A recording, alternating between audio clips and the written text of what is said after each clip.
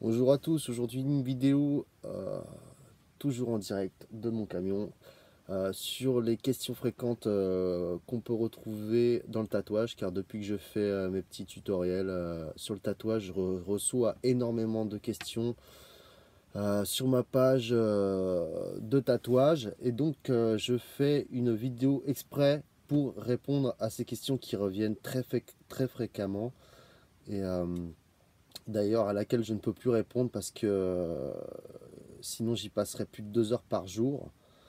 Et c'est pour la raison pour laquelle je ne peux plus répondre à ces questions qui en plus sont les mêmes à chaque fois, tous les jours, c'est toujours les mêmes questions. Donc je ne peux plus répondre à ces questions. Par contre, voilà, j'ai réuni toutes les questions qui reviennent le plus souvent et je vais y répondre là sous forme de vidéo. Donc la première question qui revient très souvent, à combien de profondeur pique-t-on sous la peau?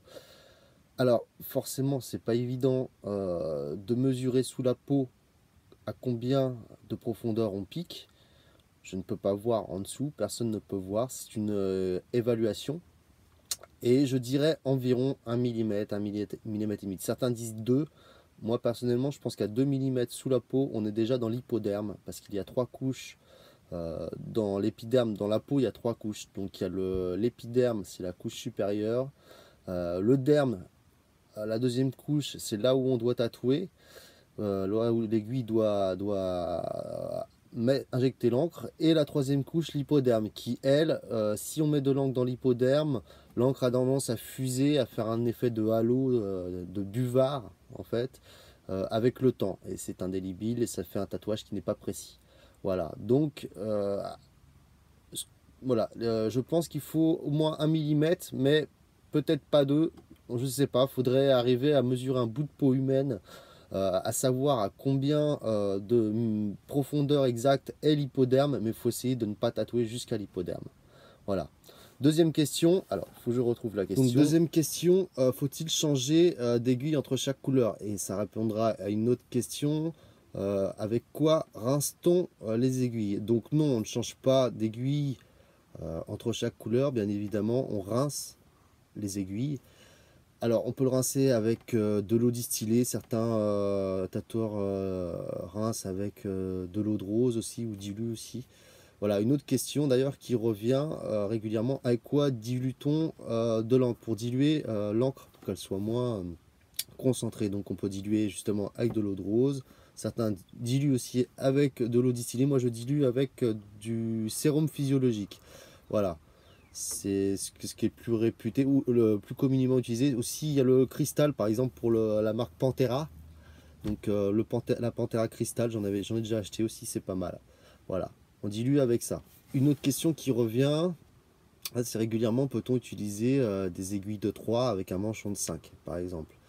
Oui, on peut, mais je pense qu'il faut que ça reste dans un cadre de dépannage. Si vous avez plus de manchon de 3 par exemple, et vous utilisez un manchon de 5, tout simplement parce que l'aiguille à l'intérieur du manchon aura plus de jeu, pourra bouger plus facilement sur le côté, donc peut-être un peu moins de précision.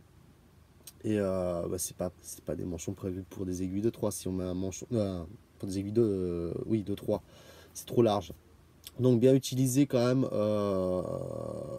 de préférence le manchon à la bonne taille par rapport à l'aiguille. Moi, ça m'est déjà arrivé de mettre une aiguille de 3 dans un manchon de 5 parce que je n'avais plus, j'ai été tombé à court de manchon de 3. Voilà, mais il faut éviter, il faut que ça reste du dépannage. Par contre, l'inverse, à partir d'une taille, c'est plus trop possible. Par exemple, j'ai déjà testé, on peut mettre une aiguille de 5 dans un manchon de 3. Par contre, une aiguille de 7 dans un manchon de 3, vous ne pourrez pas. Voilà. Question suivante. Une autre question, est-ce que le Magnum remplit aussi bien que le Round Shader ou le Flat? C'est des outils différents, j'ai envie de dire, c'est comme des pinceaux différents. C'est à vous de tester, à vous de vous entraîner. Il faut aussi que vous essayiez de vous-même apporter vos réponses. Testez, alors testez pas sur vous ou sur les gens, testez sur de la peau de porc. Vous vous entraînez au Flat, vous vous entraînez au Magnum et vous entraînez au Round Shader. J'ai pu remarquer quand même que le Magnum a tendance à faire saigner un peu plus facilement que le Flat, donc allez-y plus avec parcimonie, avec des aiguilles du style Magnum. Voilà. Donc les différences entre par exemple le Round Shader et le Flat, Round Shader c'est des aiguilles rondes, donc on va plus faire des petits remplissages avec.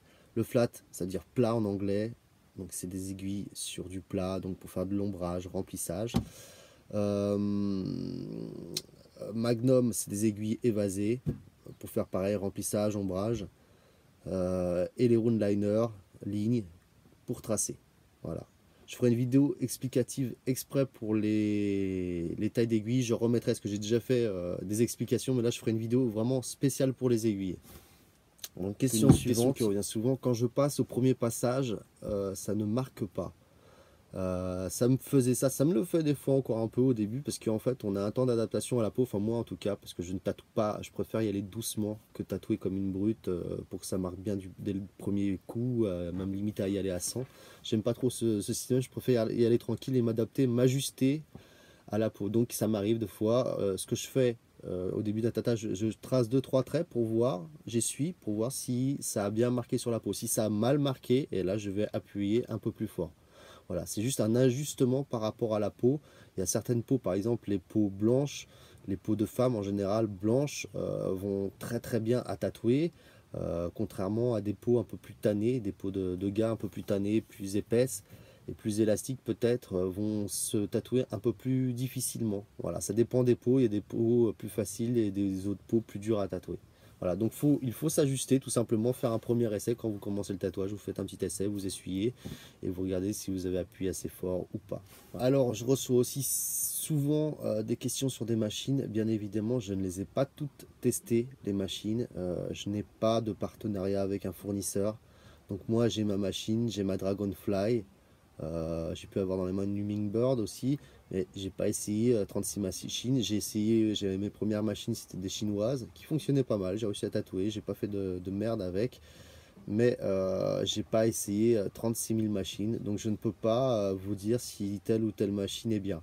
Il faudrait que j'ai un partenariat, que je puisse essayer d'autres machines. Mais pour l'instant, ce n'est pas le cas. Je n'ai pas de partenariat avec un fournisseur, donc je ne peux pas essayer les machines, je ne peux pas faire de review dessus. Voilà, je ne peux pas donner mon avis si je n'ai pas essayé. Moi, la seule que j'ai, c'est une Dragonfly, et franchement, elle va très bien, elle est polyvalente. Voilà. Je vous dis à bientôt pour une prochaine vidéo.